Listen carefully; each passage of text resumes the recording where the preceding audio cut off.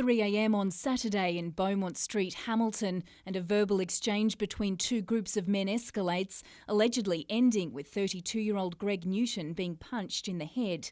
According to the police charge sheet, the blow knocked Mr Newton backwards and his head struck a concrete curb. He died a short time later in hospital. 25-year-old Jeremy Beasley has been charged with manslaughter over the alleged incident. Today, his solicitor, John Anthony, made a bail application on behalf of his client, including conditions such as an alcohol ban, an 8 p.m. curfew and a ban on going within 250 metres of the Exchange Hotel. Mr Anthony also told the court the 25-year-old has no criminal history and had presented himself to police. He also argued there's substantial dispute with the facts leading up to the incident. Police prosecutor Will Thomas, however, said given the serious nature of the alleged offence, it was appropriate for the court to refuse bail, adding that the prosecution has evidence that the accused threw the punch that ultimately led to the death of the victim. He went on to say it's an issue in this part of the area. We need to protect the community from late-night crime and violence. Jeremy Beasley was refused bail and is due to face court again via video link in February. Jane Goldsmith, NBN News.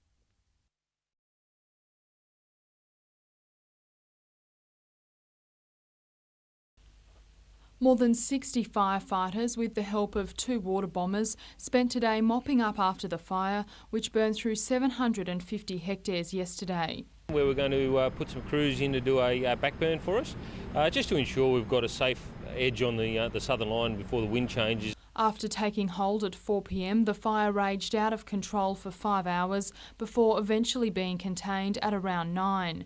Newcastle Airport had to implement its fire emergency plan for the first time when flames started to encroach on its fence. We had an evacuation plan prepared in the event that we needed to evacuate the terminal, but as it turned out, no evacuation was necessary. 4 flights were delayed because of the thick smoke. 2 aircraft were delayed substantially. Brindabella from Canberra diverted to Port Macquarie to wait until mainly the thick smoke cleared, and Arrow Pelican inbound from Sydney held east of the coast. The RFS says it will continue to monitor the area over the coming weeks to stay on top of the situation. We have a fair bit of peat burning in there underground, and unfortunately every couple of days we get a little bit of reignition that comes up, and until we get sort of 2 to 3 inches of rain, then we're going to continue to have this problem. Lauren Bladwell, NBN News.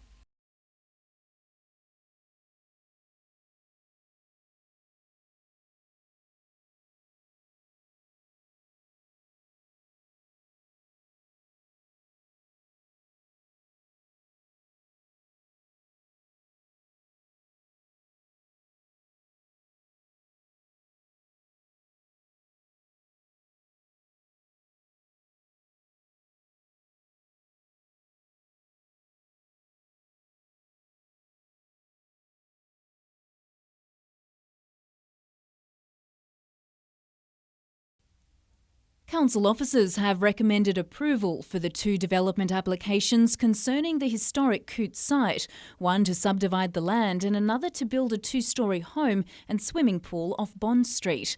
The Sailors' Home was built in 1882 and the heritage-listed site sits on 1,600 square metres of land overlooking the foreshore and Newcastle Harbour. The Coote Sailors' Home was originally started by Reverend John Coote. It was his vision to set up a building here to allow sailors to have a safe and comfortable lodging. But over the last 10 years, the site on Scott and Bond Streets has become run down.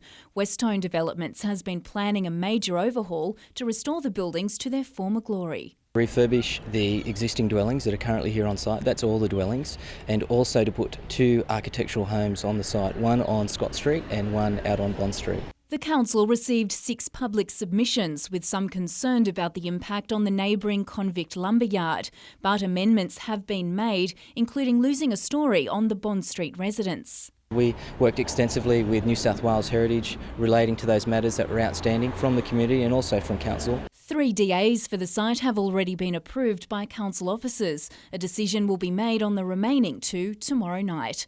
Jane Goldsmith, NBN News.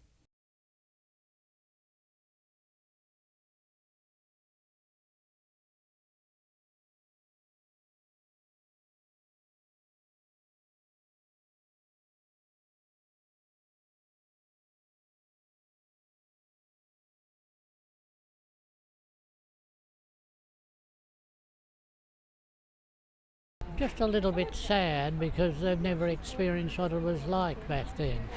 But they did a very good job, I think.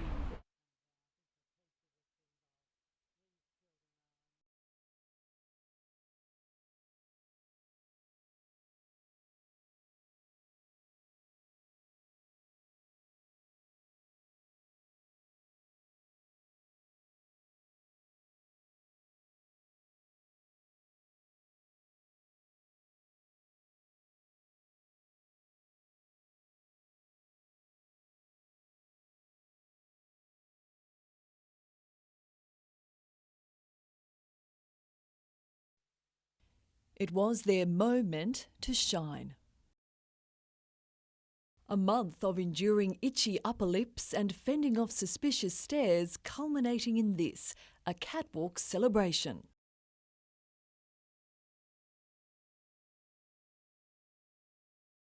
The Mo Bros at NIB Health Funds embraced the hairy challenge this year, putting a fashionable face to the often maligned moustache.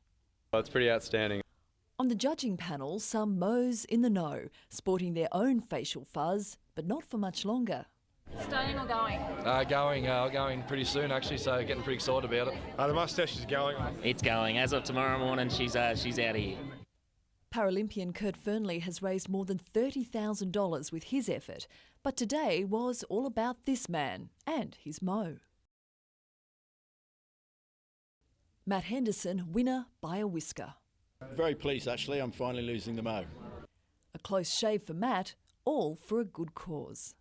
We did some research last year, and the guys that grow moustaches tell 2 people every day why they're doing it, and that's the important thing around Australia is we've had this she'll be right attitude to our health, but now it's changing. And wait for the Mo's return next year.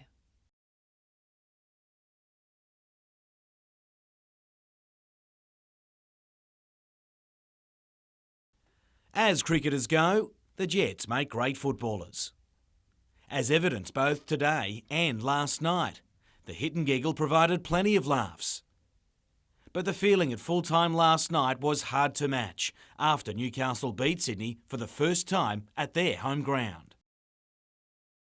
Shows that when we put our mind to it and we apply ourselves, and we're quite capable of beating anyone, and we've done that a number of times this year.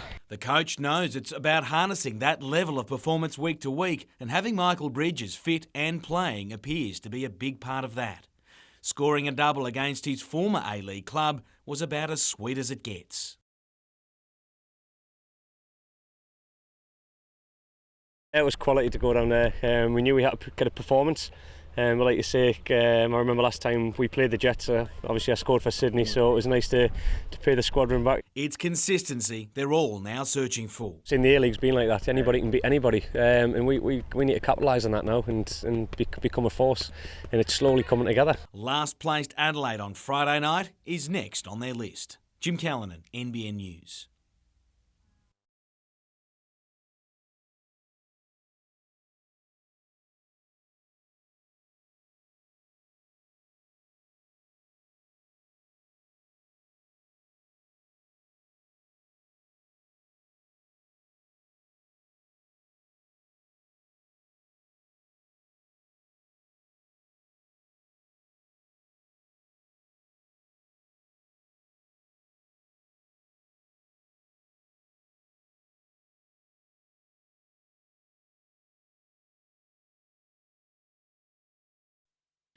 It was an incredible end to an amazing final day at the Vintage, with Lee McKechnie crowned New South Wales Open champion and joining some great names in the process.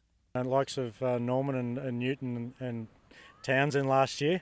No, it's very good and it's a great honour, and it was a big surprise for me today. It must have been, after a birdie on the last moved him to 3 under for the tournament. He then watched for almost 2 hours as the rest of the field struggled in brutal conditions, including James Nitties, who needed this to force a playoff. McKechnie was practising his putting just in case when he was greeted with the news. After 13 years as a pro, it was his biggest win and definitely a moment to savour with family.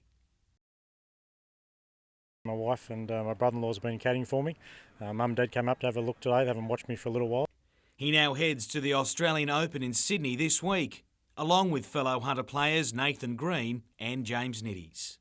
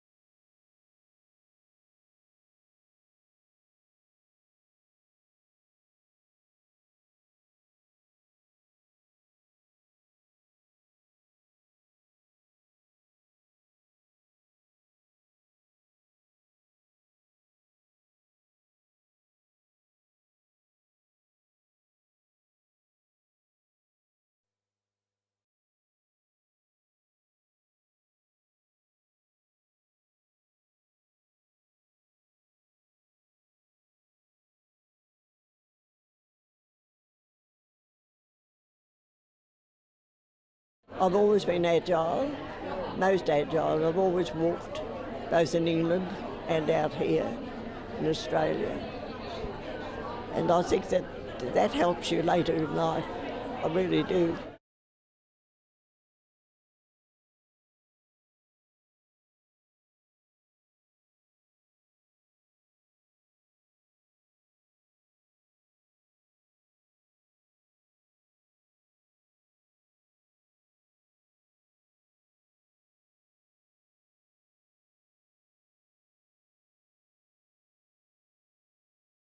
I regard myself as pretty entertaining. I mean, I'm not just one of those guys that tells everyone what they want to hear, so I suppose it's good being a part of Daly's group.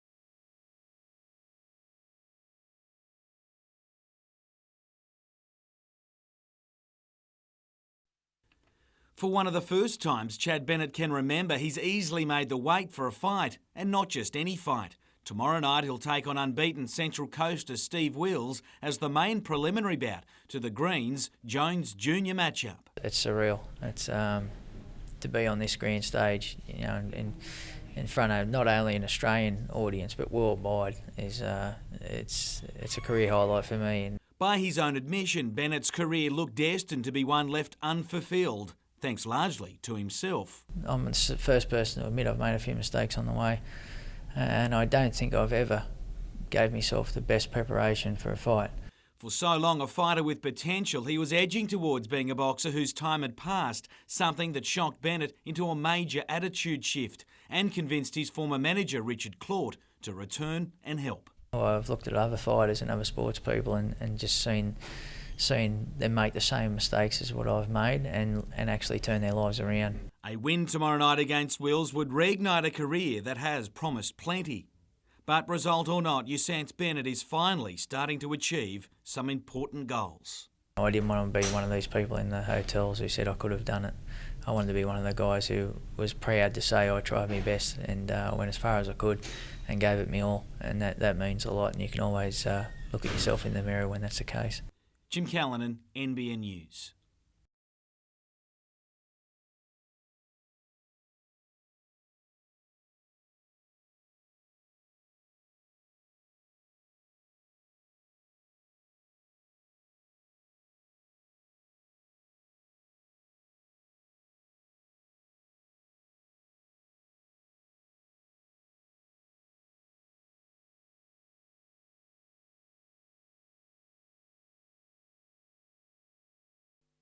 The battle lines are drawn. Plans for the Upper Hunter's first open-cut mine have divided communities.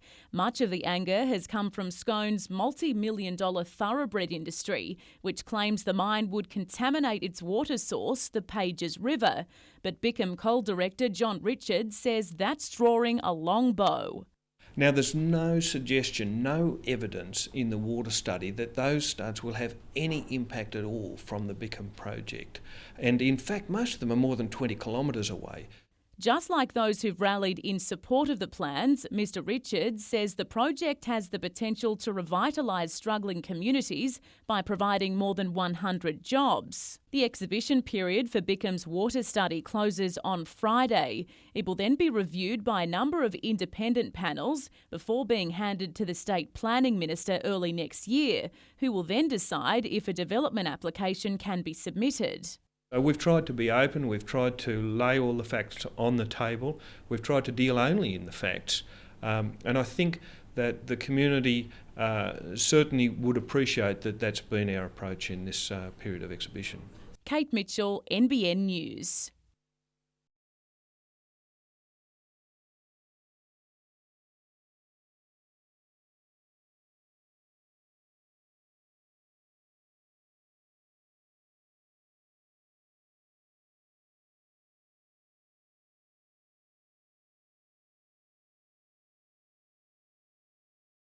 He's a brawler. He's very strong for his weight, and he's very determined to win. He always comes to the ring to fight, and I'm expecting a very, very hard fight from Stevie. He's never been beat. He doesn't know how to lose yet, so I think it's up to me to teach him that, I suppose.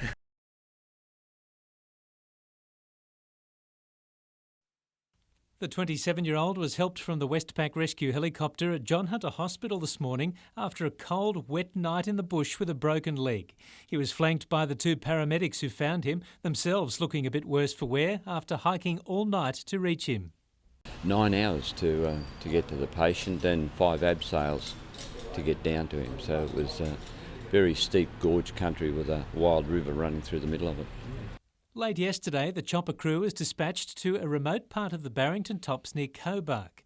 2 men from Scone had hiked into the remote area to go fly fishing when one of the men fell, injuring his leg. In failing light, Alan Playford and Adam Butt were winched in to help, and it took them till early this morning to find him. He'd managed to build himself some shelter overnight, which I thought was pretty impressive. And he had done a makeshift taping up of his ankle, so he was in good spirits. The pair, who are both members of the Ambulance Service's Special Casualty Access Team, warmed up with a well-earned cuppa while the patient was whisked off to have his leg set. We tend to get called for those jobs where there's a degree of difficulty, and I think there's a certain sense of satisfaction amongst the team members when they pull something off like this. Paul Lobb, NBN News.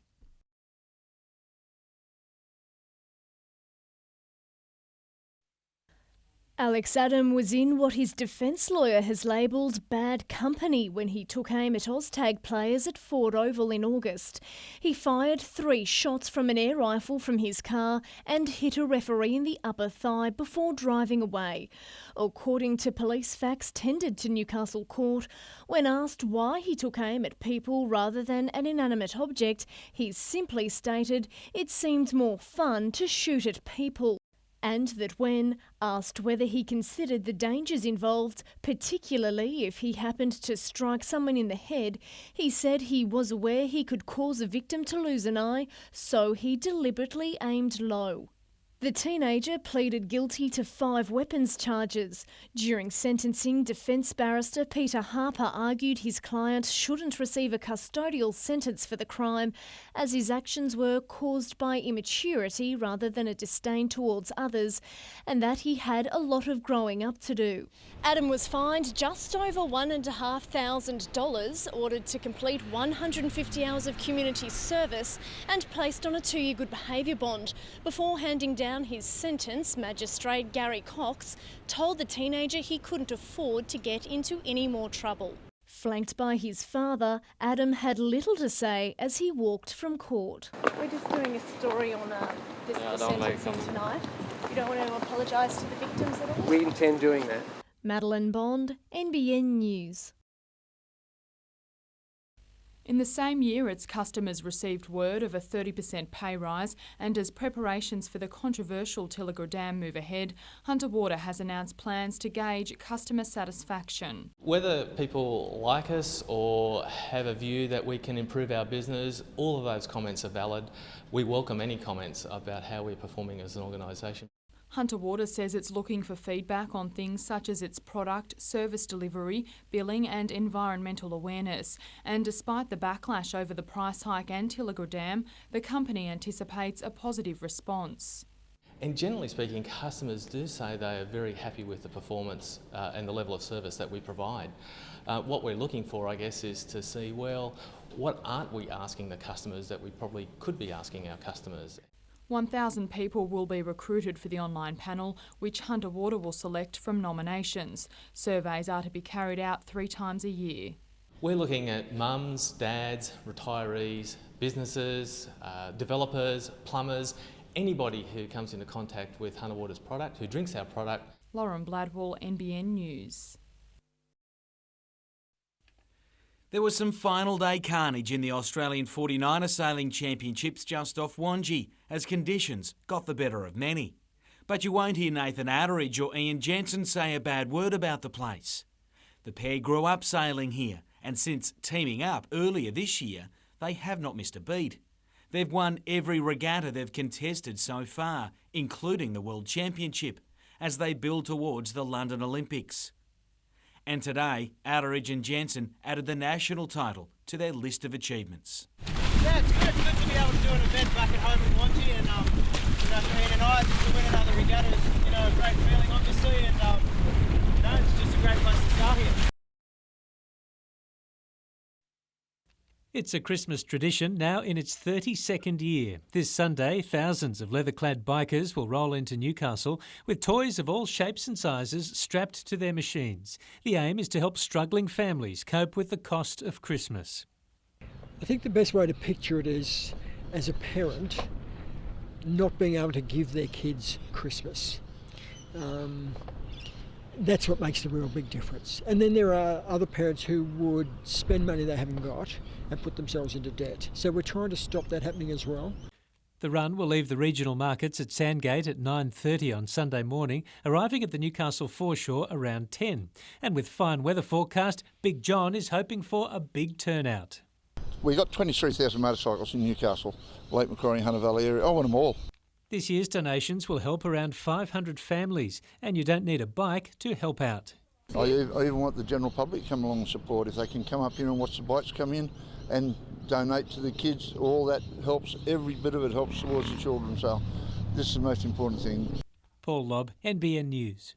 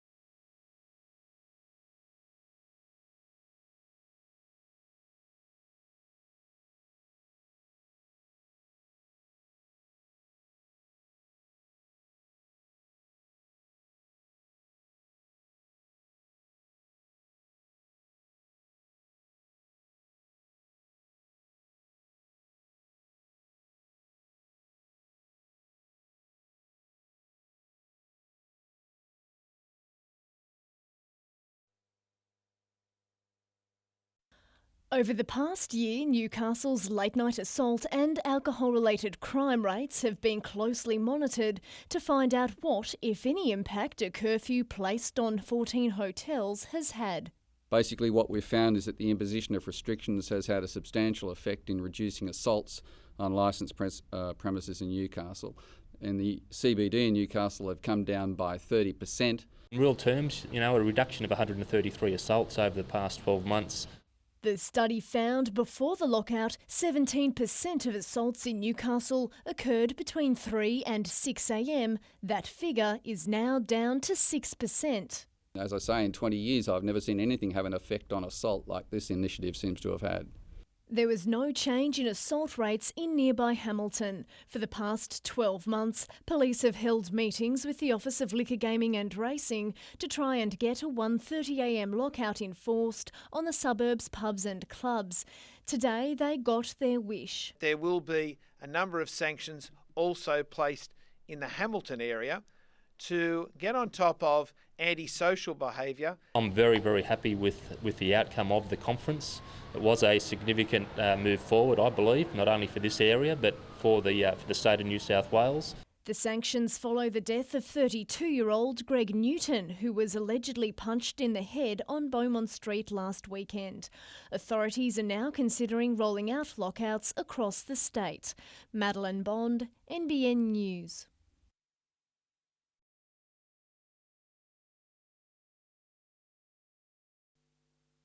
In the June 2007 storms, the water level in Lake Macquarie rose by around a metre. Over the next 100 years, it's expected to reach that height permanently, and surges from flooding and storms will be on top of that. Many low-lying homes are expected to go under, and so this could be the future of lakeside living. Sydney Uni architecture students have designed what they believe will be the best types of housing for the future. In some of these solutions we've got here, we've actually got the buildings floating over a sort of a lake edge ecology that's got mangroves and salt marsh and whatever, so it's a very different feeling if you're floating over that sort of environment rather than having your normal backyard. Multi-level apartment buildings along Swansea Channel would replace houses flooded out. And the Blacksmiths Surf Club would be built into the coastline in a bid to prevent it from being washed away. Possibly up to 6,000 to 7,000 houses around the lake foreshore may be vulnerable to increased flooding by 2100 because of sea level rise. And of course that's of great concern to the council, so we're trying to plan ahead. The concepts are on display at the Swansea Library. Paul Lobb, NBN News.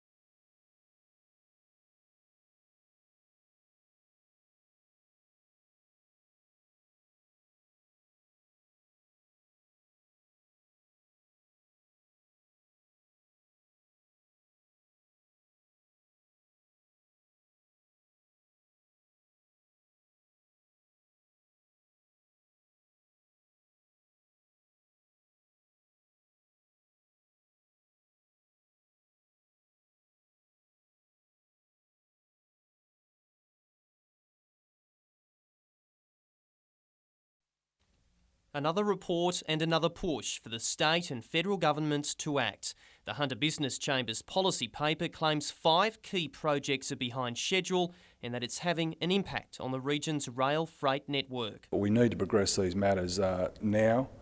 We just can't afford more procrastination on these important rail infrastructure matters. Coal accounts for 95% of exports from the Port of Newcastle. The Chamber claims that guides rail investment, and it's bad news for grain companies. 3 trains a day dump loads of wheat for export, but up to 60 trucks a day hit the roads. That's why the rail infrastructure is so important, that we get that right, so that we're not going to create a bottleneck of traffic on our roads. The Chamber believes part of the solution could lie in the Liverpool Ranges. Trucks are used to bypass the Ardglen Tunnel, but some companies are finding it easier to take grain by rail to Queensland. Well, there's currently a tunnel over the ranges at Murrurundi, but it's not, the grading is too steep and the tunnel too small to really carry enough freight to make it worthwhile for the carriers to bring it to Newcastle. The next part of the problem, according to the Chamber, is a container terminal. 600,000 containers are moved from Sydney to the Hunter by road and rail each year. The state government promised to make Newcastle the second container port for New South Wales in 2003. It says that will still happen. Nash Wallace, NBN News.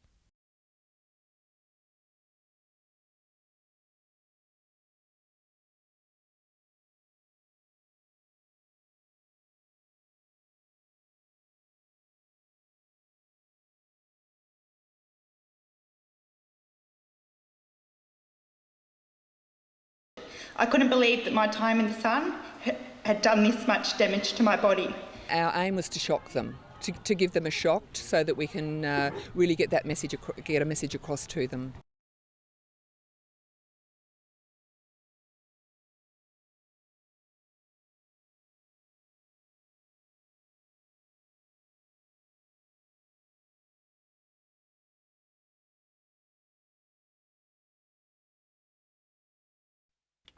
Back where it all began.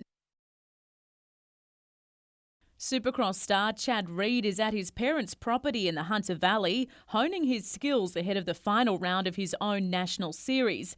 Reed's based in Florida nowadays, and this 8-week stint back home is his longest stay in Australia for some time.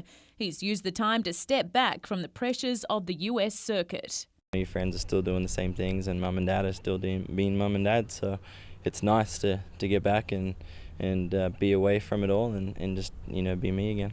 Reed is leading his own Super X series heading into this weekend's final round in Brisbane, and barring disaster, he should take the title. But he hasn't had it all his own way, only taking the lead after the last round in New Zealand. He's done remarkably well considering he got a new bike at the start of the season and only had 2 test rides. First and foremost is just being able to race in Australia and seeing Super X achieving the goals that it's achieving is fulfilling enough for me. As for what's next for Chad Reed, the sky is the limit. He's just signed on for another 3 years with Kawasaki, but has made no secret of his plans to try his luck on 4 wheels, most likely in the lucrative American NASCAR series. It's a transition that's going to be obviously tough, going from 2 wheels to 4 wheels. But it's most certainly a hell of a lot easier going from 2 to 4 than what it is to go from 4 to 2. Kate Mitchell, NBN News.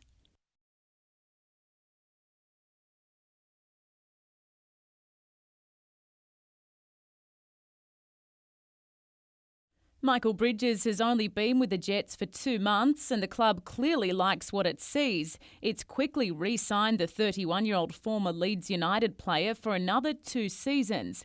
And according to the man himself, his decision to stay was a given. Had a word with the missus. Not that the kids had any say, but they just kept pointing at the beach, and it seemed obvious what they wanted to do. So the striker has had a huge impact for the club, beating Song to the position of nominated penalty taker, and only last week finding the back of the net twice. I'm delighted to extend it till T's up at 33. There's still some ammunition in the legs yet. And with Matt Thompson off to join the new Melbourne franchise next year, the captaincy position has been thrown open, a role Bridges is only too keen to fill. For next season and following that, then I'd love to step forward if Branko would want that. The re-signing should be a good morale boost for the Jets, who leave for Adelaide tomorrow, aiming for their first back-to-back wins of the season. Keeper Ben Kennedy completed his first full training session this morning after recovering from a groin injury, but it's unclear if he'll start against the Reds. Meantime, the Jets maintain former marquee player Joel Griffiths will be back in the gold after Beijing refused to a $1 million transfer fee. Joel's a contracted player for the Newcastle Jets from January the 1st. And that's where we proceed from there. Kate Mitchell, NBN News.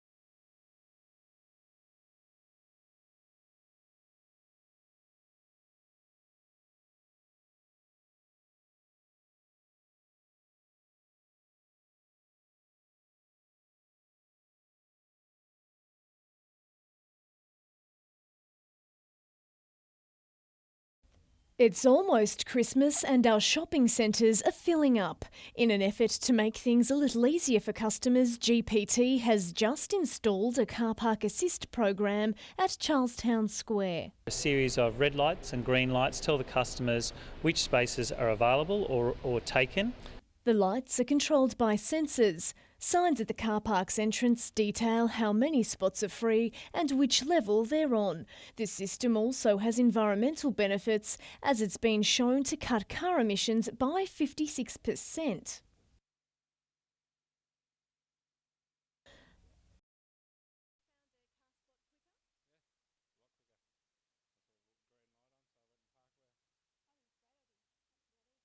The centre has also created another 460 car spaces at its northern end. Madeline Bond, NBN News.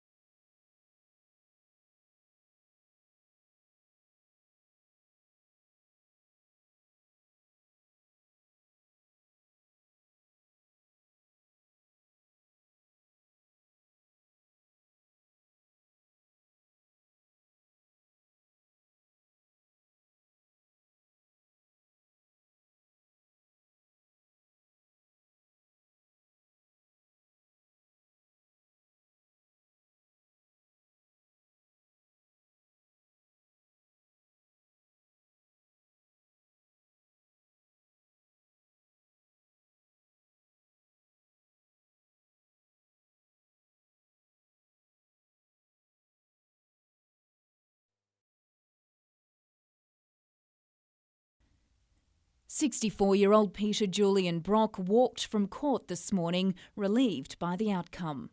I'm innocent of the charges which were laid by the police and which have now been withdrawn by the Crown.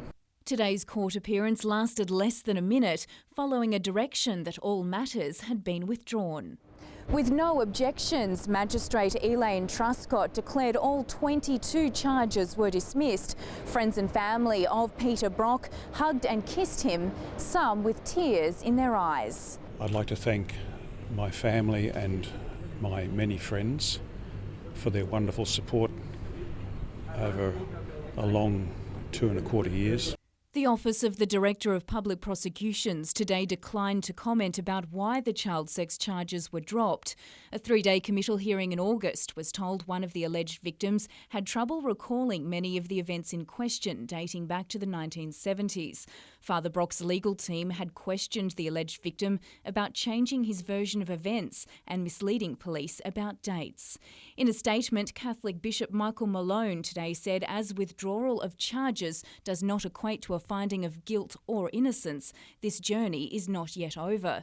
He went on to say the diocese is now legally obliged to carry out a reportable conduct investigation that must be submitted to the New South Wales Ombudsman. As for the short-term future for Father Brock, I'm now looking forward to a good holiday, and that's all I intend to say at this stage. Jane Goldsmith, NBN News.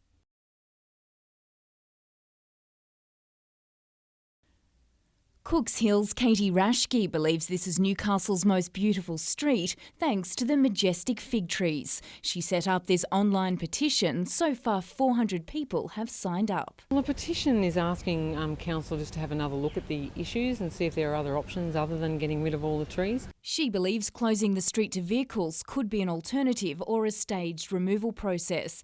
A separate petition is making its way around the city by the Greens. The science says that at least 9 of the trees are healthy and can stay for another 10-15 years. Councillor Michael Osborne has received hundreds of signatures and expects to collect more this Saturday at the Art Bazaar. Usually held in Layman Street, the annual event has been moved to Civic Park due to new advice from an independent arborist about safety risks. But Councillor Osborne believes that's scare tactics by council. Jane Goldsmith, NBN News.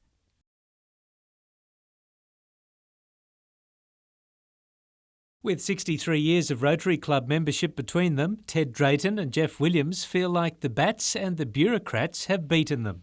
Every year since 1952, this tree next to the New England Highway has been festooned with colourful lights, but not this year. The bats have really taken precedent over everything else. This was a beautiful park and you can see it's slowly being destroyed.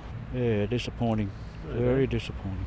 The problem is that the bats have destroyed the crown of the Chrissy tree. But when the council went to prune the dead sections to make it safe for the lights to be installed, the government's Environment Department put a stop to it, saying that chainsaws would upset the pesky animals. Because it's due to the bat breeding season and nothing can happen until the bat breeding season is finished, which is around March next year. It's hoped the pruning can be done in time for next Christmas. In the meantime, the bats continue to take up prime real estate in the park, while the giant star and the colourful lights will stay in storage for the first time since 1952. If we don't do something, you may as well put a fence right round it and cut all the trees down. It's one way of getting rid of them, I suppose. Paul Lobb, NBN News.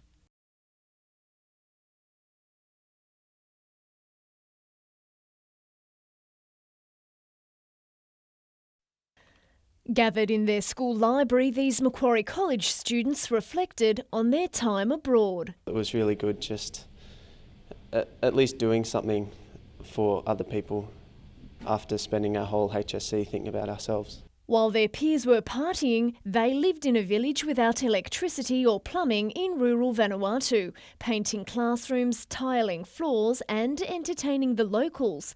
They say the experience changed their lives. They are so content with the simplicities of life and, they have such strong community and family ties, and I think we sometimes lose that in our culture. We get caught up in materialistic values. I miss washing in the river and having toilets that you can't sit on and just playing with the kids and getting dirty and not caring what you look like and what you wear and all that sort of stuff.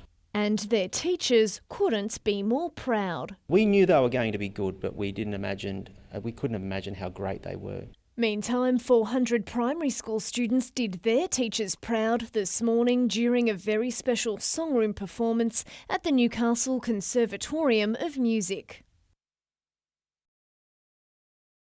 Madeline Bond, NBN News.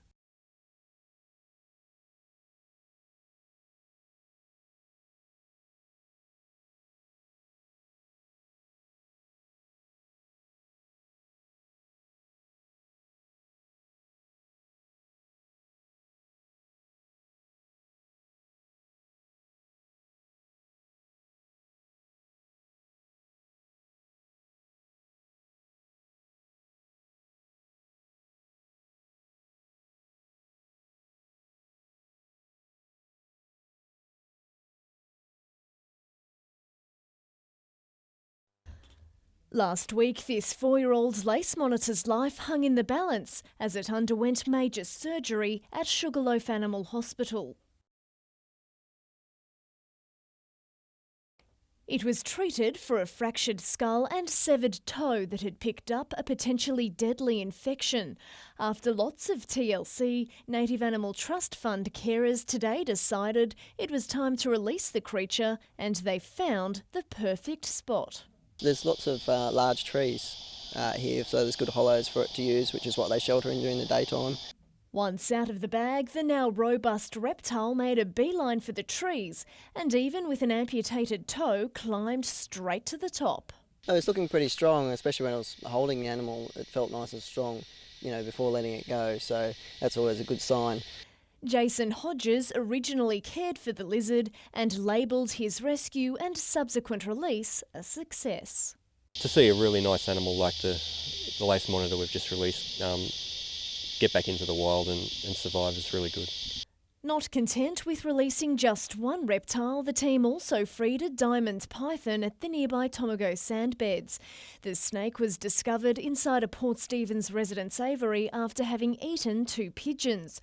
Wildlife carers say bird owners need to constantly monitor their pets' enclosures during summer. Often the aviaries are made of 1 centimetre square wire. Basically anything larger, any holes larger than that in your aviary that potentially a small python or another snake could get into. Madeline Bond, NBN News.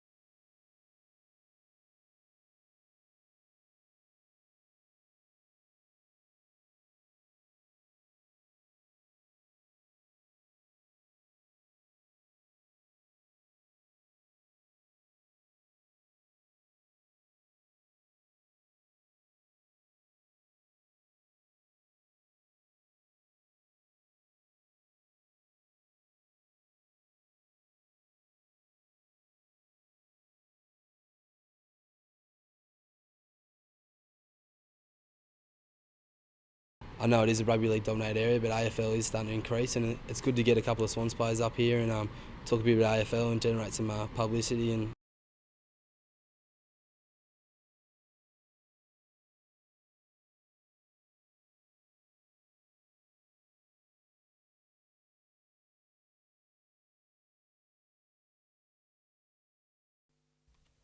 A hit-and-run mission. Victorian trainer David Knocker and Drillham were checking in at Newcastle Airport this morning, heading home with some extra baggage. Thoroughly over the moon. The way the dog's been going and his form, he acquitted himself quite well last night. Drillham was a first-time flyer, but it didn't make a lot of difference in the invitation-only Group 3 Newcastle Cup. He beat Australia's best stayers for win 12 from 29, the time a whisker from the track record.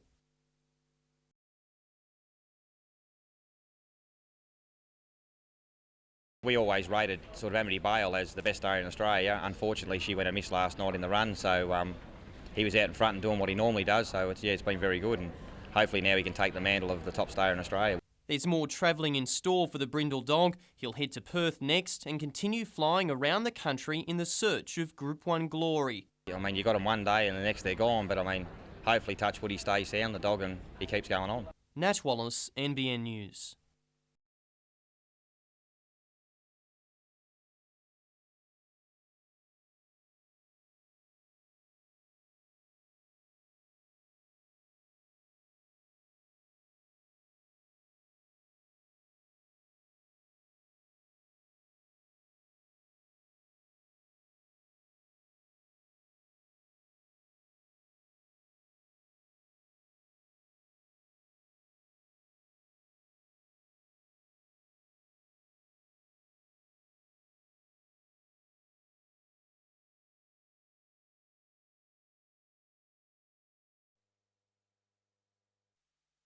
It took the former Premier Nathan Rees quite a while to get his head around hunter issues, like on this occasion in September, where instead of revealing a solution for the Newcastle rail line, he commissioned another taxpayer-funded study. Inside 12 months in those jobs, we're moving on this, in a way that our predecessors didn't. So will the appointment of another new leader delay decisions on these issues even further? It was a topic of conversation around the Hunter Development Corporation boardroom table today. Well, I think of Jodie still being the Minister for the Hunter and Jodie having a very strong relationship with the new Premier and her having been briefed a lot on hunter matters over the last couple of years, I don't think there'll be a lag this time. I really strongly think that we'll be in a good position to take advantage of a Premier who knows as well. Christina Keneally has made several visits to the region under her portfolios of disability services and planning, but the reaction by Hunter MPs to her appointment has been mixed. Swansea's Robert Coombs feels Nathan Rees should still be Premier, as does Charlestown MP Matthew Morris. Cessnock's Kerry Hickey says he'll work to make sure the Hunter gets a fair go under the new Premier. Maitland's Frank Terenzini says it's a welcome new start, but Sonia Hornery at Wallsend isn't so sure. And as for Jodie McKay, she missed all the action. She's in South Africa as the Minister for Tourism, but has since pledged her full support for Ms Keneally. Paul Lobb, NBN News.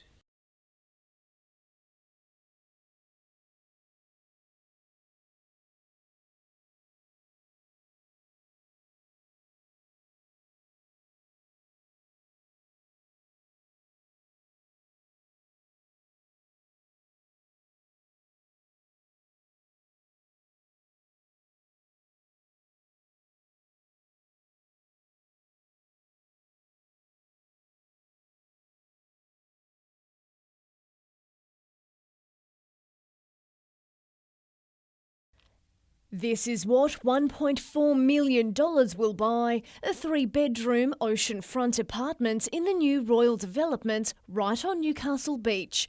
Mirvac has just completed this apartment and is preparing to show it off to the public for the first time this weekend. Well, this is a great unit. It's got a great living space that opens out into the ocean and takes advantage of these fantastic views. And those views are reflected on just about every surface. So far, 102 out of the 167 apartments have been sold. Which is a great result considering the economic climate that we've gone through for the last 18 months. And the apartments aren't exactly cheap. Studios start at $285,000, while those with an eye for the ocean can expect to pay at least $1 million for a 2-bedroom unit. Construction is running on schedule for stage 1 of the $190 million development and should be finished by October next year. And despite the hefty price tag, the apartments are proving to be popular. We've had some great interest. We went out last week to let everyone know, and we've got bookings right through to the weekend. Madeline Bond, NBN News.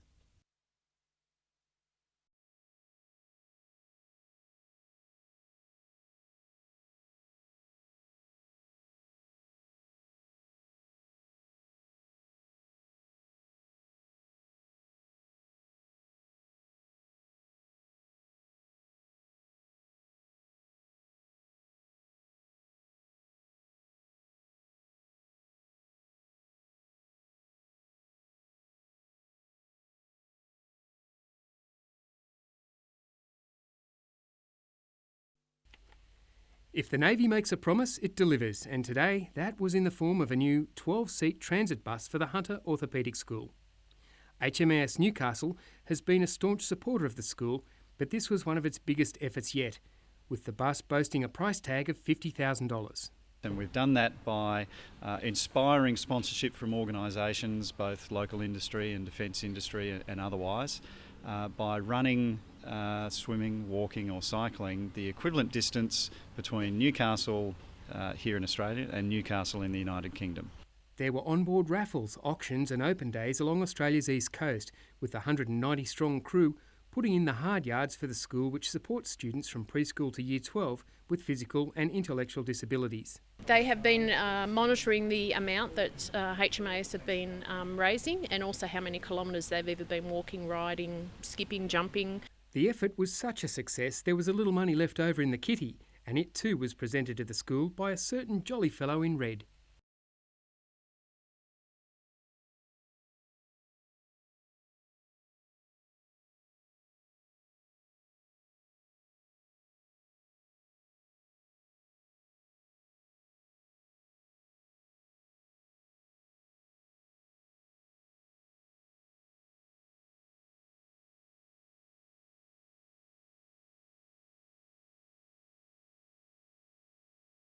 I think we've got the players to do it. We showed last week against Sydney that, when we're all playing well, we're a very capable side.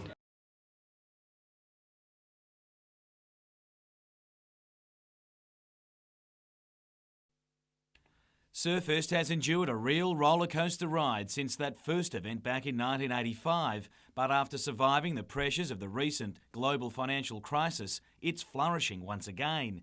Increased sponsorship from a Maitland car dealership has returned the men's to a 4-star event rating, meaning the number of quality competitors will rise as well. I'm anticipating we're going to see a great international field of the level that we haven't seen around this area and in Australia for a long time as well. After Merryweather's Philippa Anderson won the women's event earlier this year, the time is right for a local bloke to finally claim the MR Pro. Well, it'd be awesome. It's a bloody hard event to win if you're a local. I think I tried 4 or 5 times and failed miserably. Philippa proved it last year. It can be done. It's just now they've got to knuckle down, put their mind to it and meet the challenge. While surfing is riding a high, boxing in the region suffered a body blow during the week. A huge fight night scheduled for Newcastle tonight was cancelled, leaving boxers like local Daniel Aman high and dry. Mate, I'm dead set broke at the moment. I was really relying on this fight. He actually gave up a lucrative bout in Germany to fight at home. He's remained in training as desperate moves are made to resurrect that offer. What the Americans would probably call a Hail Mary pass, I suppose. There's not much chance of it happening, but we're still trying. Jim Callanan, NBN News.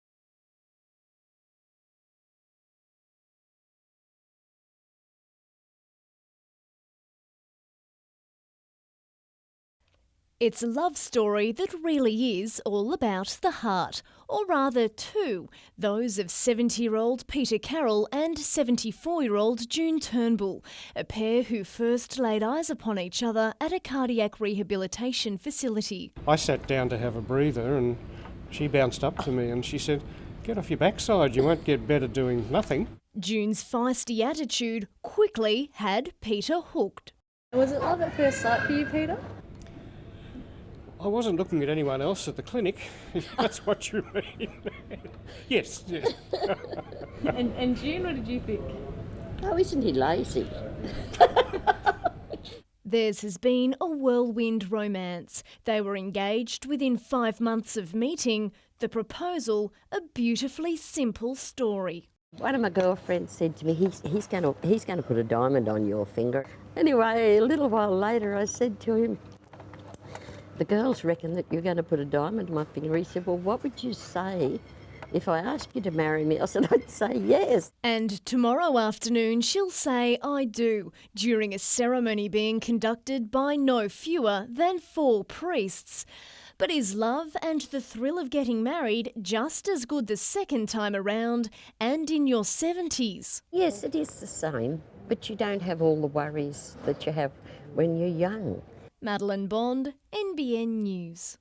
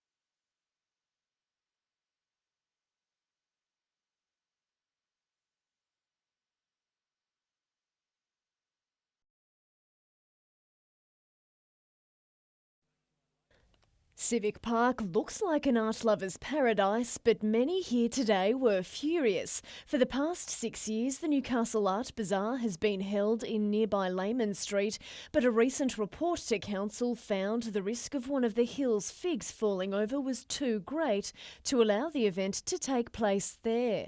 It was just really shoddy to get 3 days' notice on something that perhaps they might have known about for at least 3 weeks.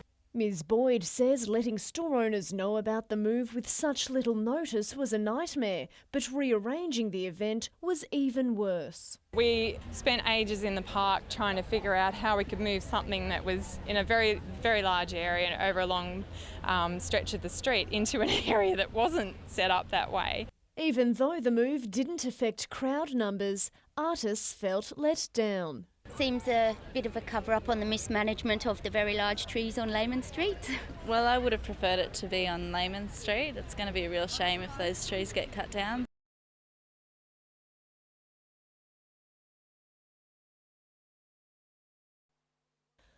The Williams have 18 tiny mouths to feed, and most of them need food every few hours.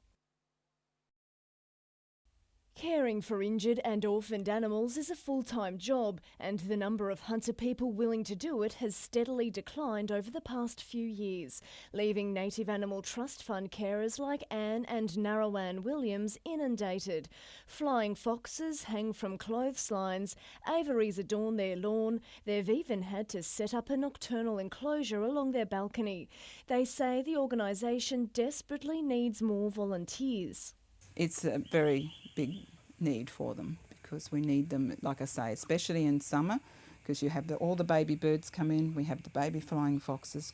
While rearing animals can be demanding, the Williams say it's also a beautiful and rewarding experience. The release is the best bit where you have joy in knowing that they've gone out safely and securely and knowing how to look after themselves. Madeline Bond, NBN News.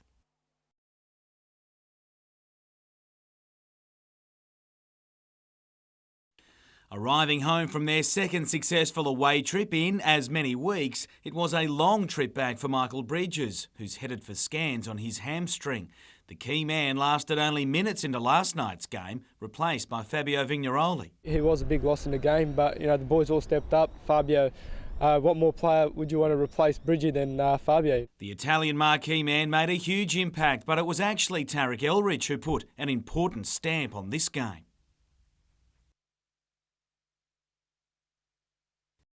After helping to stop a goal, Elrich then laid one on just before the break. The captain's second goal in as many weeks, and when Newcastle won a handball call late in the second, along came the chance to seal it, and that fell to song.